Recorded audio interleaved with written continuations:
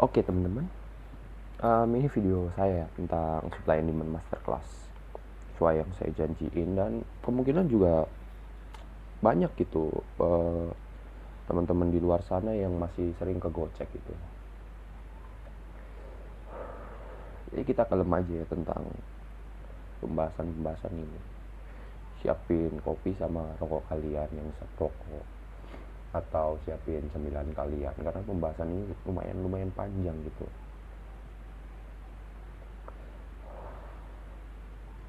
Oke, kita lanjut ke supply and demand masterclass. Oke, intinya di supply and demand masterclass ini kalian akan belajar secara simple, lalu secara efektif. Ya, betul juga, full penjelasan dan breakdown. Oke, kita lanjut aja. Mana nih? Shit. Oke. Aduh, saya lagi pilek lagi, tapi gak apa-apa. Karena cuaca lagi kayak gini, jadi stay care ya temen-temen.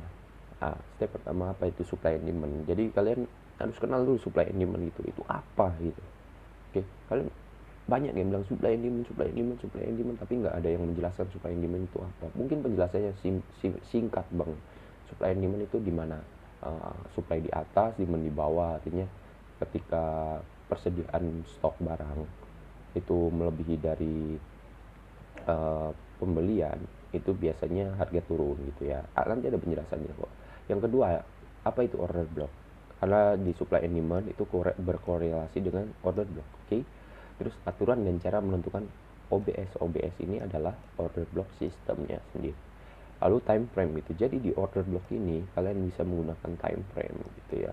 Berdasarkan time frame ini juga berdasarkan time frame yang kalian gunakan. Oke. Kita lanjut. Nah, apa sih hukum yang terjadi dalam pergerakan market? Jadi, apakah market itu ada hukum gitu? Hukum apa gitu yang terjadi di market itu sebetulnya ya, teman-teman ya? Ada tukang bakso seperti biasa. Oke, kita lanjut lagi. Nah, apa itu supply and demand gitu? Apa gitu? Supply and demand itu apa gitu? Pertanyaannya apa itu supply and demand? Supply and demand itu apa gitu? Kalau di layar kalian pasti langsung baca gitu ya, langsung ada penjelasan nih. Supply and demand adalah apa yang pada dasarnya mendorong semua harga di pasar dan menentukan harga instrumen. Ini harga instrumen ini itu sangat berpengaruh dari supply and demand ini teman-teman ya. Oke, ketika permintaan lebih besar dari penawaran, orang membeli nih, orang membeli dan harga menjadi naik, nah oke. Ketika penawaran lebih besar dari permintaan, orang akan menjual atau menahan diri dari membeli. Harga akan turun. Oke. Ini adalah hukum penawaran dan permintaan. Setiap pasar beroperasi di bawah hukum universal ini. Artinya seluruh pasar gitu. Mau kalian ke pasar tradisional, pasar modern, kemana lagi itu? Kemana? Ke TikTok Shop atau Shopee atau apa, terserah gitu. Pada dasarnya itu ini hukum gitu. Hukum dari permintaan dan penawaran gitu. Apa yang menentukan penawaran dan permintaannya? Apa yang menentukan sebetulnya? Di forex, di exchange, di manapun itu ya, data ekonomi itu sangat berpengaruh. Bahkan di Bitcoin juga data ekonomi itu sangat berpengaruh. Di kripto ya, bukan Bitcoin doang, kripto. Tuh, kondisi ekonomi, suku bunga. Nah, diferensial gitu. Suku bunga itu different gitu, bermacam-macam gitu ya. Kebijakan ekonomi, oke, geopolitik dan lainnya gitu. Untuk saham itu biasanya itu pendapatan perusahaan, hasil, oke. Terus pendapatan lagi, daya tarik keuangan, dividen dan banyak lagi gitu. Saham BBCA atau apa, NBRI atau BBRI itu. Nah, dari dividen yang dibagikan, terus pendapatan perusahaan gitu ya. Tapi itu hanya teori. Sebetulnya semua ini hanya teori tentang supply and demand gitu loh. Makanya saya bilang kalian harus memahami supply and demand secara dalam agar teori ini menjadi betul gitu. Karena kita ada di universitas trading, teman-teman. Bukan lagi di sekolah atau di apa gitu yang cuma bilang di sini loh supply and demand-nya, di sini loh. Tapi kalau kalian disuruh jelasin supply and demand itu apa ya, penjelasannya terlalu sederhana gitu. Kita harus mengekspertkan itu supply and demand itu apa ya teman-teman ya. Oke, lanjut. Nah, SND dalam chart harga. Dalam chart harga nih, oke, dalam chart harga ini bisa nggak ya gambarnya? Gambar ini diperbesar bisa nggak? Sabar ya. Oke, oh bisa. Oke, SND dalam chart harga. Pada grafik harga, SND biasanya ditafsirkan sebagai oversold. Oke, oversold artinya orang terlalu banyak menjual. Itu pasokan habis. Permintaan pasti akan masuk ketika banyak oversold gitu. Atau overbought. Overbought berarti itu banyak orang yang membeli gitu, overbought gitu. Orang-orang banyak yang membeli gitu. Kalau kalian lihat di RSI, Relative Strength Index, biasanya si overbought itu di range harga 70% ya. Itu normalnya gitu ya. Kalau oversold itu di 30% gitu. Oke. Tugas kita adalah mengidentifikasi zona harga apa yang akan oversold. Nah, zona apa yang akan oversold untuk membelinya. Nih, oversold untuk membelinya atau overbought untuk menjualnya. Beli rendah, jual tinggi. Maksudnya gini, teman-teman. Ketika si harga kayak gini turun ke sini. Nah, disinilah area untuk kita beli, untuk kita pantau, untuk kita beli.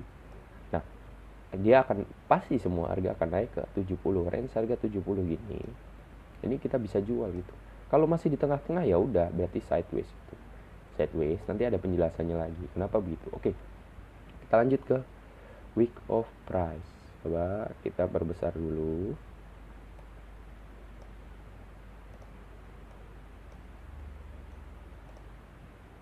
Nah.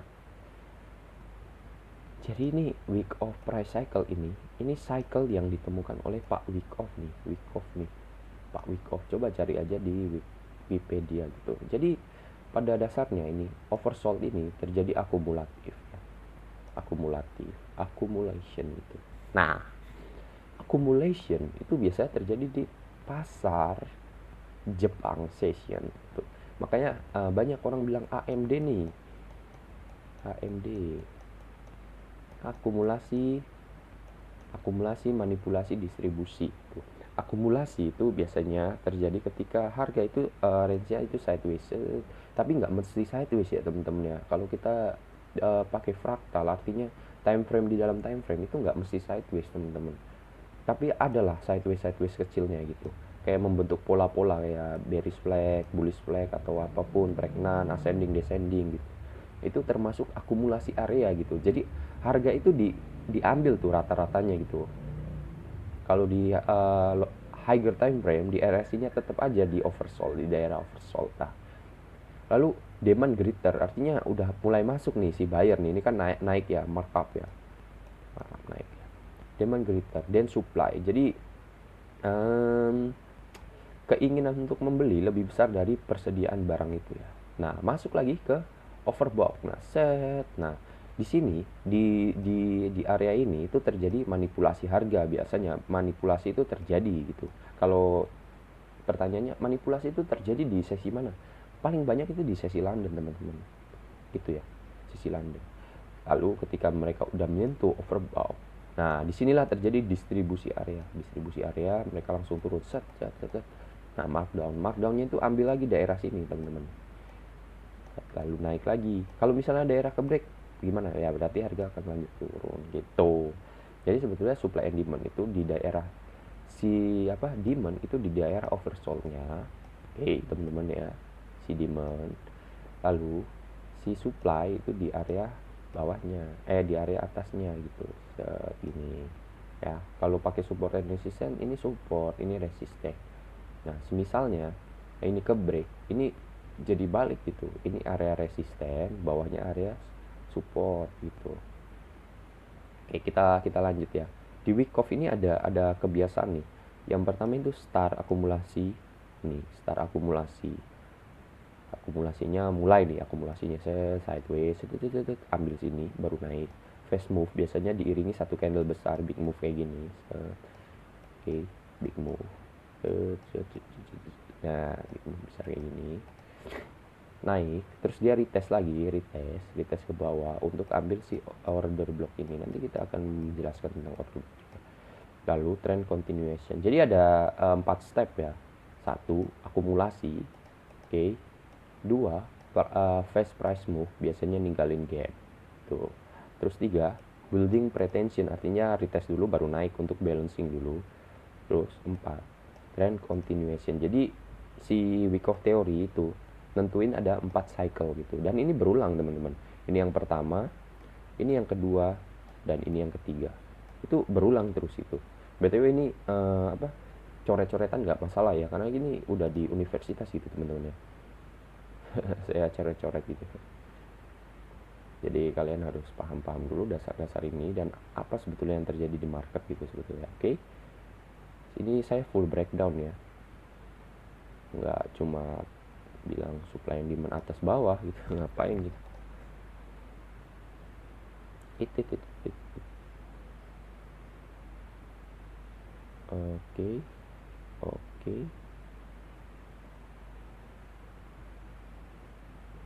Oke deh. Lalu di selanjutnya udah kalian udah paham tentang supply and demand, jadi kita lanjut ke order block. Order block ini ya. Jadi banyak yang tahu tentang order block. Tapi sebetulnya ya, kalian harus memahami apa itu sebetulnya order block ya. Apa sih order block? Nih, apa gitu. Terus apa yang dimaksud dengan order block itu? Aduh, mau saya. Apa yang dimaksud dengan order block? Terus bagaimana cara menggambar order block? Jadi gambarnya itu gimana gitu ya teman-teman ya. Oke, kita turun aja ke bawah lagi. Nah, kita udah masuk ke materi. Apa sih itu order block? Order block itu gunanya apa? Jadi apa itu order block? Kita bahas dulu tentang dari sisi psikologi ya, psikologi tentang order block. Sabar teman-teman, bakar rokok dulu. Saya ini cosplay jadi dosen, jadi butuh rokok dulu untuk kalem gitu ya teman-teman. Ini beda dari yang lain, kalau yang lain kan proper, kalau saya nggak proper gitu. BTW saya masih ada di Papua gitu. Teman-teman yang lain udah tahu kan saya di Papua.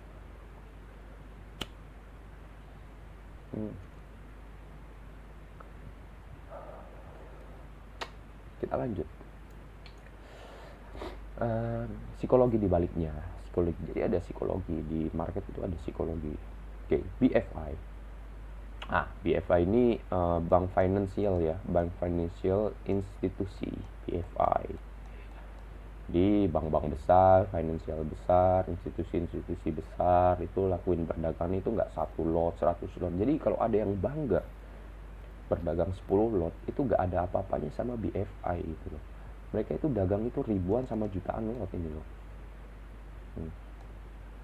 Secara bersamaan, misalnya BFI itu contohnya apa? Contohnya kayak Fed gitu, Federal Reserve gitu, Fed, terus BOJ, Bank of Japan, BOE, Bank of England gitu.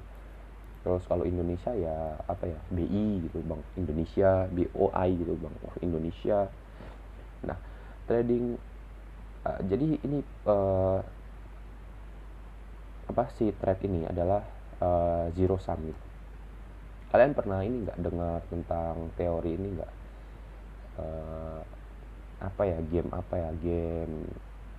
Game life atau apa ya, lupa saya. Pokoknya di situ tentang jelasin tentang si zero sum ini. Zero sum. Jadi zero sum ini kan nilai ya. Zero ini 0. Kalau di Indonesia kan berarti nilainya 0 gitu. Nih, agar seseorang menang, seseorang harus kalah. Normal dong. Game teori. Di game teori coba kalian baca tentang game teori, ada tuh tentang zero sum gitu. Nah, agar seseorang dapat menjual 1 lot, seseorang harus membeli 1 lot. Jadi maksudnya dari si zero sum ini gimana? Nih, anggap aja ini sabar ya, kita hapus dulu. Teman-teman anggap aja kayak gini teman-teman. anggap aja seorang penjual ini nilainya -1 ya. Nah, seseorang harus si penjual ini -1, pembeli itu 1 gitu ya. Kalau kita jumlahkan itu hasilnya 0 gitu. Masukkan sama zero sum ini jumlah 0 karena -1 tambah 1 sama dengan 0 gitu. Sama aja sebetulnya dalam game teori. Game teori itu kalau ada yang pemenang gitu, kalau ada yang menang itu harus ada yang kalah. Tapi apa yang didapatkan dari mereka berdua tuh nggak ada gitu. Kecuali kalau misalnya liga gitu, dapat piala gitu, is okay gitu. Contoh aja perang dunia gitu. Perang dunia kan nggak ada yang didapatkan oleh pemenang, oke? Ya dapatkan pemenang nggak ada. Yang didapatkan sama yang kalah banyak gitu. Jadi minusnya banyak. Oke, kita lanjut lagi. Oke. Ini udah recording kan? Udah. Di Bank X ingin menempatkan 1 juta lot di UE. UE ini ya euro ya. Masing-masing mereka membutuhkan 1 juta lot short pada saat yang sama sehingga pesanan mereka dapat dieksekusi. Jadi pada dasarnya itu nggak ada satu bank itu ambil, kalau di pair ya, ambil long itu secara bersamaan gitu. Misalnya si Fed sama BOI, Bank of England, BOE, itu gak akan sama-sama ngelakuin long sama-sama atau short sama-sama. Rata-rata dari mereka itu akan berlawanan gitu. Contoh, kalian bisa lihat contohnya dari USD JBP gitu. USD England ini ya, pound sterling ya. Itu pasti misalnya si DXY, indeks dolar itu lagi naik, si BOI-nya ini lagi turun gitu. Jadi USD naik, si GBP-nya itu pasti turun gitu. Gak akan ada bersamaan gitu. Relasinya gak akan bersamaan gitu ya teman-teman ya. Gitu ya teman-teman ya. Jadi kita balik lagi guys ini. Mereka mengelabui perdagangan. Nah ini si retail ini kita semua nih mengelabui perdagangan untuk menjual atau membeli pasar dan menghasilkan pola yang kita tahu double top, triple top. Nanti ada merek sampo, Head and Shoulder atau apapun itu. Flag, bearish flag, bullish flag. Ini. Nah, trend lines, triangle, mereka membuat terlihat bagus sehingga banyak orang memulai membeli dan menjual, membangun likuiditas ke pasar. Setelah formasi siap, nah mereka langsung eksekusi. Disitulah yang dinamakan liquidity. Nanti kita akan bahas tentang liquidity, cuma itu di materi selanjutnya gitu. Terus SMT itu apa, smart money trap itu apa, liquidity grab, liquidity sweep, apapun itu namanya itu apa, itu nanti penjelasannya teman-teman.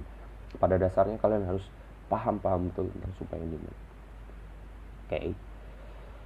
Mana nih? Setelah formasi siap, orang masuk, bank akan membuka posisi palsu yang besar untuk menghentikan semua perdagangan gitu. Artinya apa? Fake out teman-teman. Kalian kenal fake out gitu.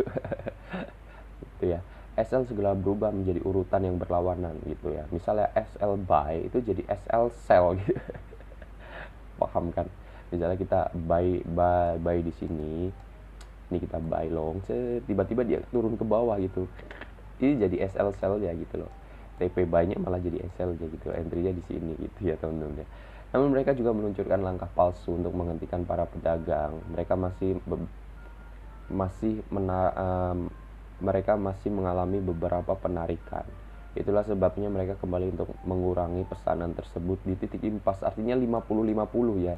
Jadi kan ada, kalau kita gambar di Fibo itu 50 itu titik impasnya, di bawahnya itu adalah diskon zone, di atasnya itu premium zone gitu ya teman-teman. Itulah mereka nah titik impas dan kemudian meluncurkan lagi likuiditas mereka sendiri gitu loh. Jadi mereka ngambil liquidity gitu ya teman-teman. Jadi kalian coba ambil garis besar ya gitu.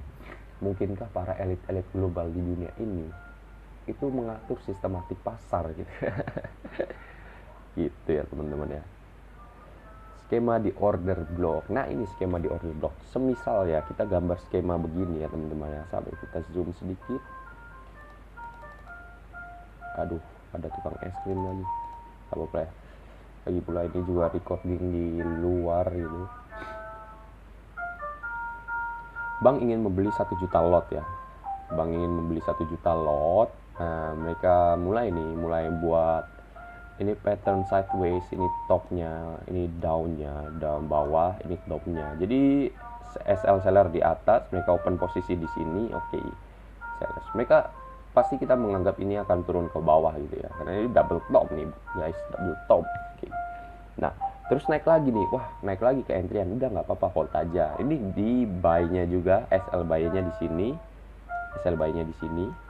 Entry-nya mereka di area yang biru, ini entry SL-nya di area yang warna merah ya.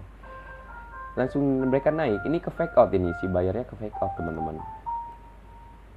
Si bayarnya ke fake out, kasihan banget teman-teman. Fake out. Nah, ini si sell-nya, ini seneng. Wah, udah nih, udah dapet nih. Turun.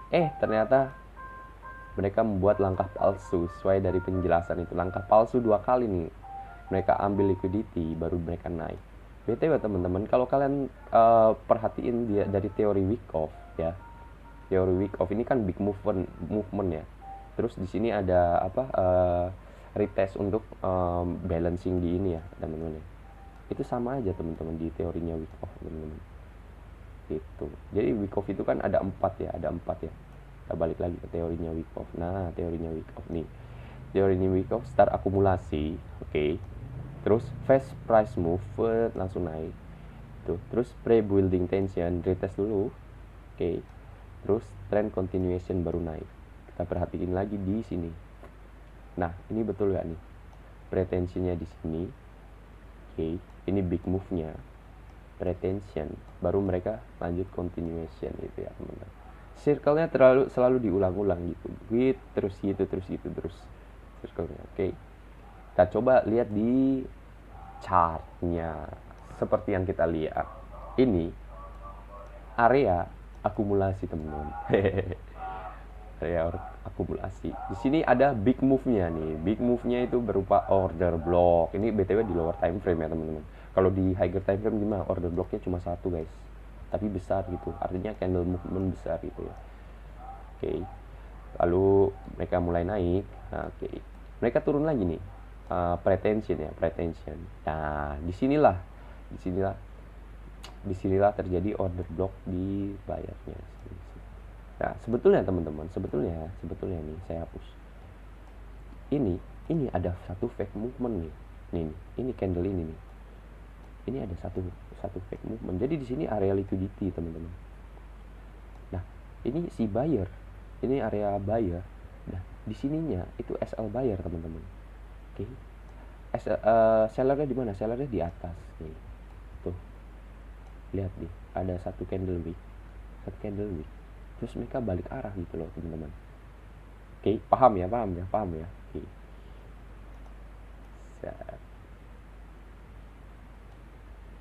Lihat. Lah, disinilah ada satu order block. Sebetulnya ini order flow, teman-teman. Order block itu bisa kalian temukan ketika ada satu blok, terus ada balancing, teman-teman. Itu baru order block. Ini itu order flow, cuma kita nggak akan bahas tentang order flow, teman-teman. Oke. Ngabar.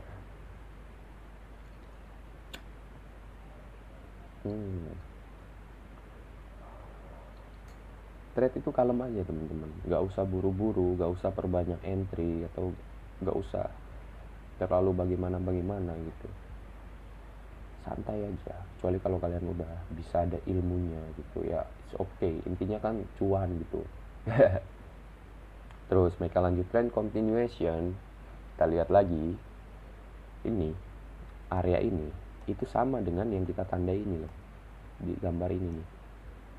Sama nggak teman-teman? Sama ya. Nih, lihat lagi. Nih, dia turun, dia naik lagi, buat fake out, ambil liquidity atas, baru turun, teman-teman. Mereka nyentuh order block lagi nih, kurang aja emang. Nih, lihat lagi. Ya enggak? Mereka nyentuh lagi, teman-teman. Baru langsung naik lagi. langsung naik lagi kan teman-teman. Itulah keajaiban dari order block teman-teman. Itulah keajaibannya dari order block, guys. Naik lagi, enak kan dijelasin order block. Oke, kita lanjut lagi. Nah, jadi di order block itu sebetulnya ada bercak-bercaknya atau remah-remah rotinya teman-teman ya. Jadi order block biasanya berupa candle penjualan terakhir sebelum pembelian atau candle pembelian terakhir sebelum penjualan besar. Selain itu, bisa berupa candle berturut-turut. Artinya begini teman-teman, kalau kita lihat di time frame kecil, itu candlenya kan berturut-turut. Sedangkan di time frame besar, itu one big move candle doang teman-teman gitu loh. Yang mengusul order block Anda, waspada terhadap time frame gitu. OB dapat berupa candle berturut-turut. Nah, ini nih, candle berturut-turut pada time frame 15 menit. Tapi bisa berupa satu candle di higher time frame alias 1 jam gitu loh teman-teman. Nah, satu candle ini nih, ini bisa diidentifikasi sebagai order block bearish gitu loh teman-teman. Oke. Nah, terus ada balancingnya nih, bagus banget. Nah, gitu. Itu berarti order block valid gitu. Kalau nggak ada balancing, itu berarti bukan order block. Nah, di sini juga kalau kalian pakai supply and demand, yang di sinilah supply and demand-nya gitu loh. Bedanya supply and demand kalau kita entry kan entry-nya pasti di sini ya, SL-nya di bawah sini ya. Tapi kalau pakai order block, kita entry bisa di sini, teman-teman. Oke, entry di sini, SL-nya di bawah sini gitu. Berapa pip bedanya? Banyak gitu. TP-nya bisa maksimal gitu. Gitu. Kita balik lagi. Sebetulnya gini, teman-teman. Mindset yang kalian harus ganti tuh kayak gini. Bukan ganti, ubah ya, teman-teman, lebih tepatnya. Kita trade. Kita trade. 90% dari trade itu kegagalan teman-teman, alias itu loss gitu. Cuma kita dikasih pilihan, bisa nggak nih, mau nggak nih meminimalkan loss gitu, meminimalkan loss SL gitu loh. Oke, ini juga relasinya tinggi banget teman-teman, karena di 90 ini itu 90%-nya lagi trader itu gagal. Kenapa? Karena 90%-nya lagi trader itu nggak punya kesabaran teman-teman. Nih, kita balik lagi ya teman-teman, sebelum lanjut ke materinya. Kalian nunggu order block ini BTW time frame 5 menit ya. Order block ini kalian butuh berapa jam gitu teman-teman. Oke, untuk nyentuh ini aja butuh berapa jam. Ibarat ini kan time frame 5 menit. Satu candle ini 5 menit, ini berapa candle kalian? Kalian bisa nunggu itu 4 jam gitu. Untuk nyentuh area ini aja gitu, 4 jam lebih bahkan. Itu kesabaran, cuma TP-nya ini 400 pip teman-teman. 400 pip lebih. kita SL di bawah, TP di atas, 400 pip lebih teman-teman. Jadi kalau kalian nggak percaya, ada buktinya di grup. Pilek lagi. Order block, aturan dan pedoman. Ini kita lanjut ke materi selanjutnya ya. Hapus dulu dihapus. Order block, aturan dan pedoman. Oke. Jadi ada 2 syarat kunci itu, dan kesalahan terbesar menentukan order block itu banyak gitu. Kita lihat ke bawahnya lagi. Nah, kita udah masuk ke aturan dan pedoman gitu. Order block, aturan dan pedoman. Ingat, ini harus kalian ingat deh. Yang kita setiap trade itu harus penyederhanaan gitu loh. Penyederhanaan karena itu adalah kunci dari perdagangan. Jangan buat rumit gitu. Kalian pakai banyak indikator, pakai banyak gambar, nggak usah gitu. Kecuali kalau yang ya pro banget gitu, so, biasa banyak nandai area-areanya is okay. Cuma makin sederhana kalian makin bisa tahu gitu loh.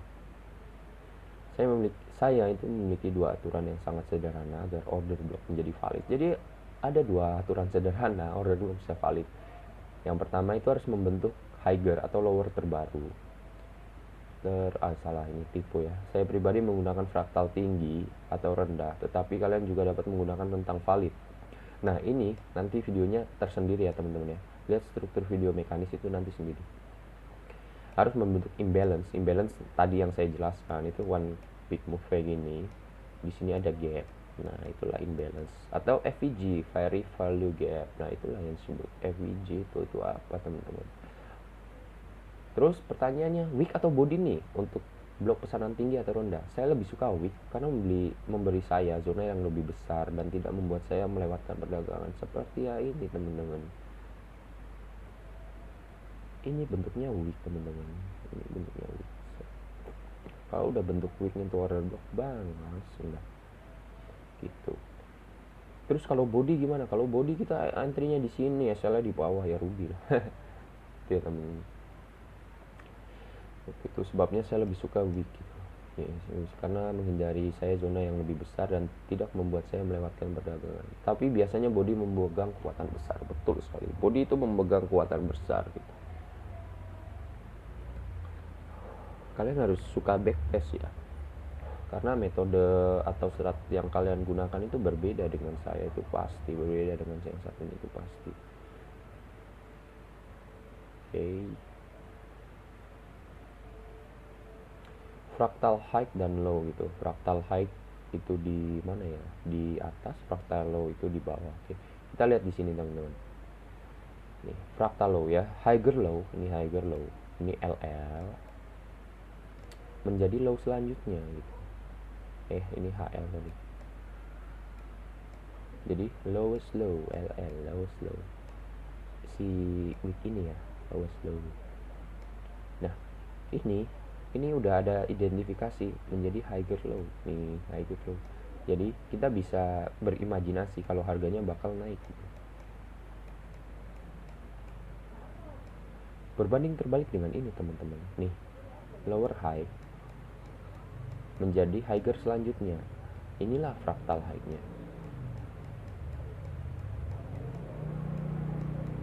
Oke.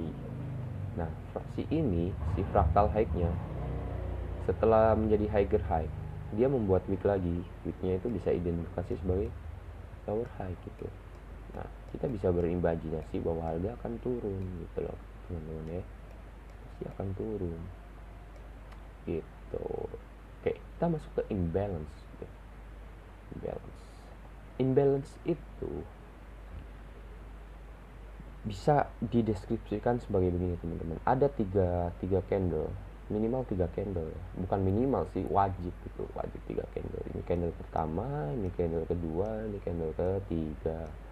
Nah, candle move ini movement candlenya pas weeknya ini juga week close, week open ini plus satu candle di tengah-tengah ini yang membentuk gap gitu ya teman-teman. Nah, membentuk gap kayak gini, itulah yang disebut imbalance. Bukan biasanya sih, semua pasar pasti akan melakukan balancing untuk menuju ke imbalance ini dan melanjutkan trend continuation gitu teman-teman. Gitu. Jadi kalau pakai supply and demand gimana? Ya kalian tunggunya di bawah. Kalau pakai ini gimana? Ya kalian bisa entry di sini, SL di sini, atau SL di order blocknya, terserah gitu loh kak teman-teman. Gitu. Oke, ini bearish, ini bullish itu. Bedanya apa ya? Bedanya turun sama naik, itu aja sih teman-teman. Nah, kalian juga hindari penyempurnaan konsekutif, ini penyempurnaan candle ya.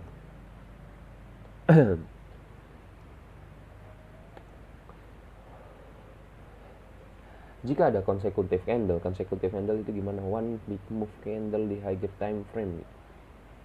Ambil semua, bukan yang terakhir. Sebagian besar perdagangan yang terlewatkan terjadi karena penyempurnaan berlebihan. Lilin OB tunggal hanya boleh diambil ketika mereka adalah lilin beli atau jual terakhir. Jadi kayak gini teman-teman. Ini kan over refine ya. Artinya si lowernya ini udah keambil sama ini. Si lower ini, higher low ini udah keambil jadi lower low, dan si wick ini udah berubah jadi ini ya, lower high gitu loh. Jadi kita identifikasi sebagai naik seperti ini. Nah ini LL udah jadi higher low, kita lihat di wick. Nah ini dan ini itu adalah order block di time frame besar teman-teman. Nih, order block di time frame besar, pas ada value gap. Ini pun juga ada value gap teman-teman. Nah, entry-nya di mana? Entry-nya bisa di sini, up to you teman-teman. SL tetap di bawah di week ini gitu. Nah, Pas mereka naik, mereka retest balancing di sini, mereka langsung nyentuh sini, langsung naik teman-teman. Di sini juga kita bisa identifikasi order flow di nomor time frame.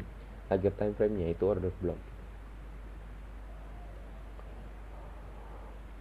Itulah kenapa kalian yang udah paham tentang order block sering nggak sentuh gitu. Oke, saya juga sering gitu sih. Tapi kebanyakan order block saya kesentuh karena ada teori sendiri tentang order flow itu ada teman-teman. Oke, utamakan order block di time frame besar. Time frame besar teman-teman. Jadi nanti kita bahas tentang time frame ya. Ini setup untuk masalah penyempurnaan yang berlebihan. Nah, gini. Terkadang OB pada satu time frame terlalu kecil atau terlalu tinggi atau rendah ke dalam rata-rata keseluruhan gitu.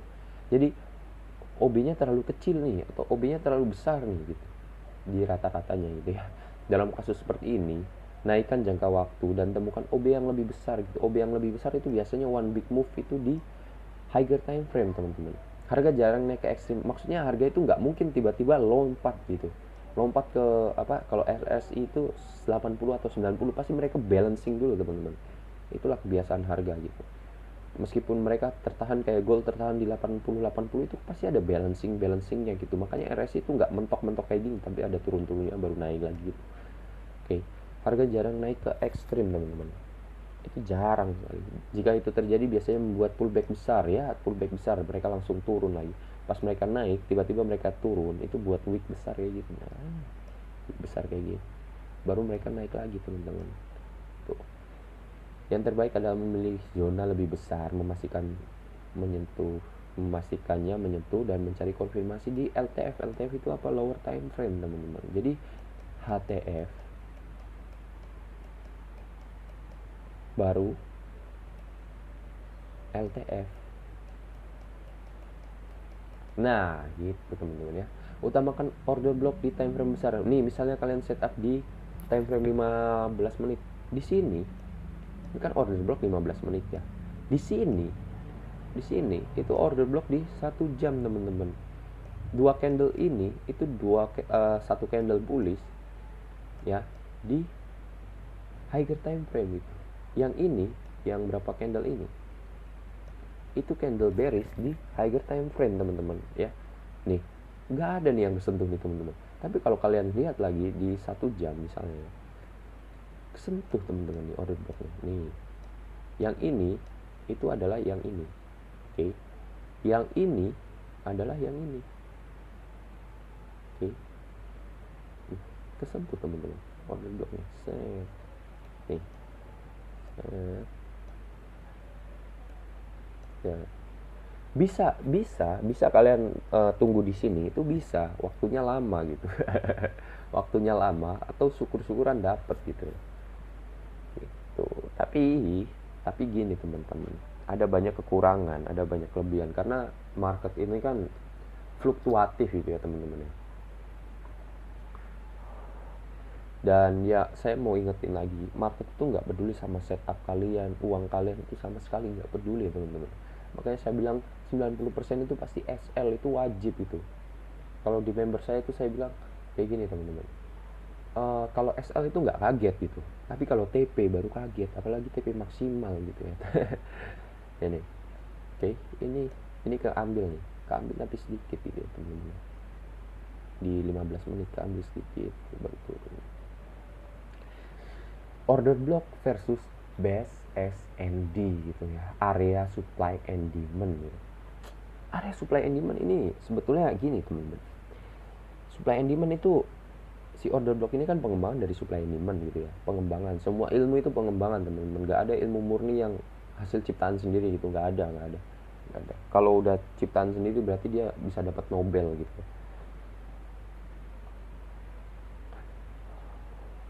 Jadi pada dasarnya stay learn, terus haus tentang belajar itu penting teman-teman. Saya aja masih haus tentang belajar teman-teman. Nah, ini struktur break, ini sell candlenya udah ketemu nih, base alias base supply si SND. Oke, base sampai mana? Bisa sampai atas, bisa sampai sini nih base SND nya.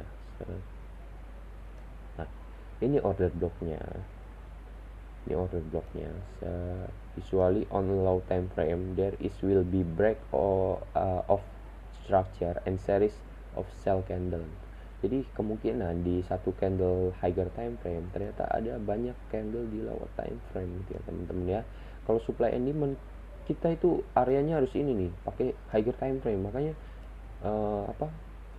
mentor-mentor yang pakai supply and demand itu biasanya higher time frame gitu.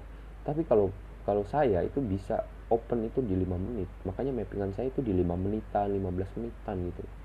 Supaya teridentifikasi kalau ini higher time frame itu kalian harus nunggu ini kebentuk. Nah, kalian entry-nya di sini, teman-teman. SL-nya di bawah. Tapi kalau saya itu bisa entry-nya di sini, SL-nya di sini, TP-nya bisa di sini gitu. Nah, kalau di sini, kalau di SND kalian 1:1. Kalau di lower time frame kalian bisa 1:5. Gitu teman-teman ya. Paham kan? Paham dong. Paham yang saya maksud ya. Area supply and demand itu base SND itu adalah sepuhnya dari order block, alias order block ini adalah pengemban dari SND. Enak mana entry di order block atau base SND? Sama aja teman-teman, cuma bedanya SL. Jadi pada dasarnya kita hanya meminimalkan SL dan memaksimalkan TP. Oke, paham ya? Gitulah teman. Karena SL-nya kan 90%. Misalnya kita punya $100, masa harus $90 kita pertaruhkan untuk SL? Kan nggak mungkin teman-teman. Gitu. Anggap aja begitu. Oke. Apa yang paling dibutuhkan para trader? Pertama, nih, seorang trader utamanya membutuhkan dua hal ini. Nih, point of interest atau POI gitu. Point of interestnya itu gimana gitu. Zona HTF itu higher time frame ya. Itu jadi POI kalian. Misalnya 4 jam, 1 jam itu POI kalian itu. Terus entry model itu di mana? Di lower time frame. Makanya di sini ada hal yang membedakan kedua hal ini. Yang pertama adalah time frame-nya gitu ya. Bukan pertama sih, emang time frame-nya aja gitu. Nah, zona time frame yang lebih tinggi akan menjadi POI kalian. Misalnya kalian entry di 4 jam. Entry masuknya di mana? Di 15 menit. Itu. POI kalian di 1 jam. Entry masuknya di mana? Di 15 menit. Makanya ada time frame cheating gitu. 4 jam HTF. Itu LTF-nya di 15 menit. Oke. 1 jam HTF, entry point-nya di mana? 5 menit. Kalau kita pakai 1 menit, ya HTF-nya berarti 15 menit. LTF-nya itu 1 menit. Oke. Sekarang apa itu tinggi dan apa itu jangka waktu rendah? Itu tergantung pada gaya dan strategi Anda gitu. Strategi saya kan pakai order block, makanya saya selalu pakai lower time frame untuk konfirmasinya. POI-nya saya itu selalu pakai higher time frame. Jadi member-member saya yang di Telegram, BTW Telegram ini gratis ya. Maksudnya kalian join aja, itu gratis. Saya sering live stream di situ juga, sering jelaskan gitu. Banyak hal yang saya jelaskan, banyak hal yang saya share untuk kalian gitu ya. Nah, itu tergantung pada gaya dan strategi Anda. Tapi izinkan saya memberikan Anda beberapa pedoman dasar. Nah, kita masuk ke penjelasan singkat time frame. Jadi gini teman-teman, si monthly, weekly, daily itu higher time frame, oke? 4 jam, 1 jam itu middle time frame, oke? 15, 5 menit, 1 menit itu lower time frame. Nah, ini misalnya kalian buka di weekly itu kalian entry-nya di 4 jam. Itu pasti. Oke. Nah, kenapa saya sering membuat higher time frame-nya itu 4 jam? Karena range-nya itu teman-teman, yang kita gunakan range-nya. Makanya ada istilah itu power of 3 gitu loh. Artinya 3 candle gitu. Jadi 4 candle di 4 jam itu udah 12 jam gitu. Artinya setengah hari di daily. Itu artinya setengah candle daily itu udah isinya sih 3 candle 4 jam gitu. Gunakan higher time frame untuk tren makro. Tren makro itu tren besarnya ya, big move-nya gitu ya. Makanya ada bilang tren lainnya bearish atau bullish gitu. Oke. OB pada HTF ya dapat menjadi area pembalikan makro gitu. Jadi misalnya ada order block di higher time frame 4 jam gitu, itu bisa jadi pembalikannya gitu. Oke. Gunakan middle time frame untuk POI. OBMTF adalah POI Anda dari mana Anda akan mencari mulai masuk gitu. Gunakan lower time frame untuk model entry dan zona masuk. Nih, gini teman-teman. Misalnya kalian lihat higher time frame-nya ini weekly, berarti kalian bisa nge-trade itu minimal itu 2 bulan sekali, teman-teman. Kenapa? Karena misalnya kalian pakai daily, nyentuh order blocknya aja itu lama banget, teman-teman. Order block misalnya kalian bullish, itu mau nyentuh order block bawahnya itu lama banget, lama banget, itu bisa mingguan sampai bulanan, teman-teman ya. Oke. Tapi kalau kita misalnya intraday gitu, bahkan swing pun itu bisa dipakai ini lower time frame gitu, asal pas gitu, entry-nya pas gitu. Jadi ini udah mau ke penghujung ya, teman-teman ya. Nah, pada dasarnya order block itu hanyalah alat, teman-teman. Adalah alat. Untuk apa? Untuk memperkecil SL dan memaksimalkan TP. Oke. Dan order block juga itu merupakan potongan teka-teki yang besar dan sebagian kecil dari suatu sistem. Gini, teman-teman. 1 menit, candle 1 menit itu 5 candle di 5 menit, itu enggak? Iya enggak? 5 candle di 5 menit. 1 menit itu 15 candle di 15 menit. Oke. 1 menit itu 60 candle gitu di 1 jam. 1 menit itu 240 candle di 4 jam. Jadi gini, kalau kalian bisa melihat order block di multi time frame gitu ya, itu akan menjadi satu nilai plus karena kalian bisa memaksimalkan TP-nya gitu. Oke. Tapi gini, teman-teman, terkadang untuk mencapai order block itu sangat susah, teman-teman, sangat susah. Nah, makanya saya ingetin lagi, jadi jangan pergi ke grafik sekarang karena kalian akan banyak menemukan order block.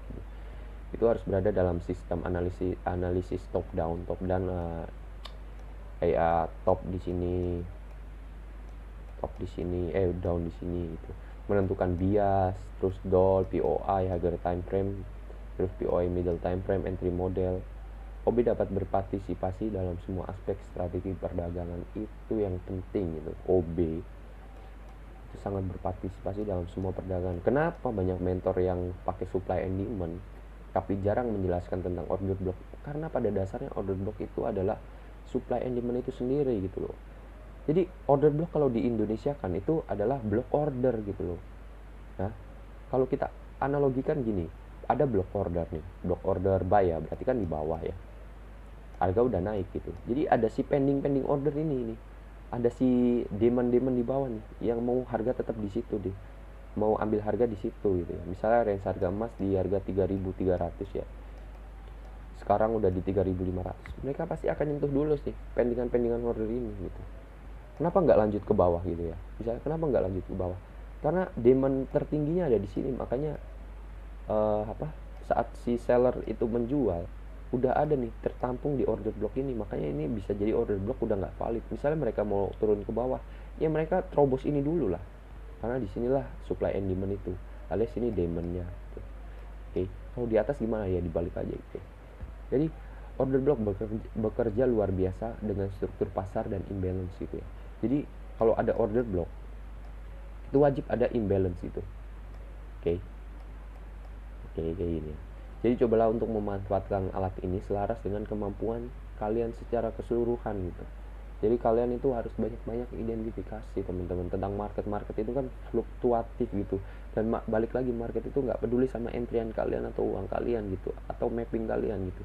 Yang bisa kita manfaatkan adalah memaksimalkan TP dan meminimalkan SL ya, teman-teman ya. Gitu. Dan sekarang udah waktunya chart time, teman-teman. Kalau dilihat di sini, oke, ini udah saya oret lagi, kurang ajar. Ini tanya berapa? Di sini itu sebetulnya ini nggak ada imbalance-nya ya, teman-teman ya. Di candle ini nggak ada imbalance-nya. Kita lihat lagi, oke, di sini ada imbalance. Ya, teman-teman ya, ini ada imbalance. Terus order blocknya di mana? Di sini order block. Ini order block bearish-nya. Oke. Terus kita lihat di sini, oh ternyata di sini ada order block mau bullish. Oke, di sini juga ada imbalance-nya. Imbalance-nya udah mulai terpenuhi. Oke, kita lihat tuh order blocknya udah kesentuh, langsung dia harganya naik. Nah, kita bisa entry pas di order block sini, berarti ini valid gitu. Lihat ini, harga naik, turun menuin hanya value gap, naik lagi retest, naik lagi, habis itu retest ke bawah, dia nyentuh order block ini OB alias supply and demand. Kalau kalian pakai supply and demand, areanya range-nya tinggi teman-teman, dari sini, dari atas ini, dari atas ini ya sampai bawah. Kalau pakai order block cuma area ini aja nih, SL nya nih, entry sama SL nya di sini gitu ya. Nih kita ulang lagi ya, semisal kalian pakai supply and demand ya, kalian pakai supply and demand, range-nya itu di sini teman-teman. Kalian entry-nya di sini, SL-nya di sini teman-teman. Oke. Misalnya kalian pakai order block, ini kan BTW ini kan ada imbalance ya. Order block itu harus diiringi sama imbalance teman-teman. Order block yang bagus itu warnanya berlawanan gitu. Ini ada order block nih. Kita tarik aja nih, set. Tarik aja nih order block, set. Ini imbalance sudah terpenuhi.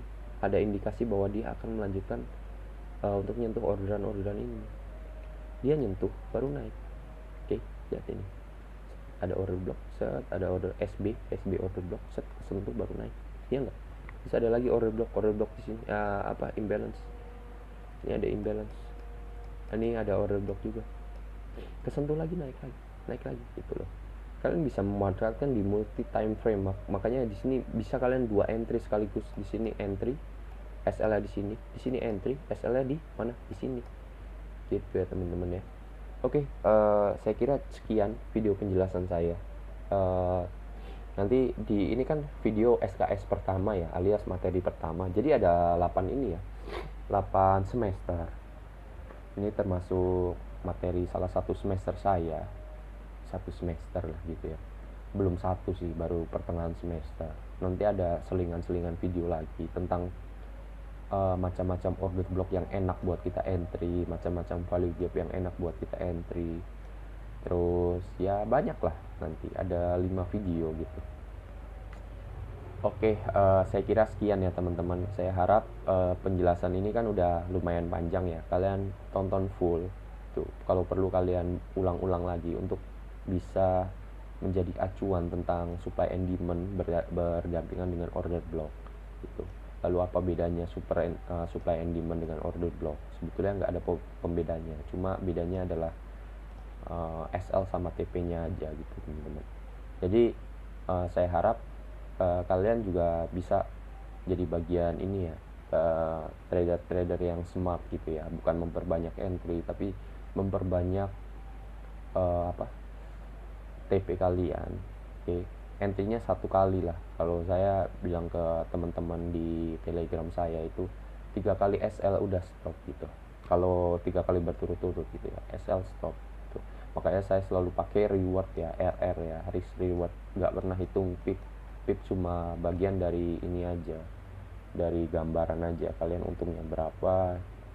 Pada dasarnya risk reward terbaik itu ya 1:3, minimal ya 1:2 gitu, sampai 1 banding sekian ribu, sekian belas atau puluhan, itu terserah kalian gitu.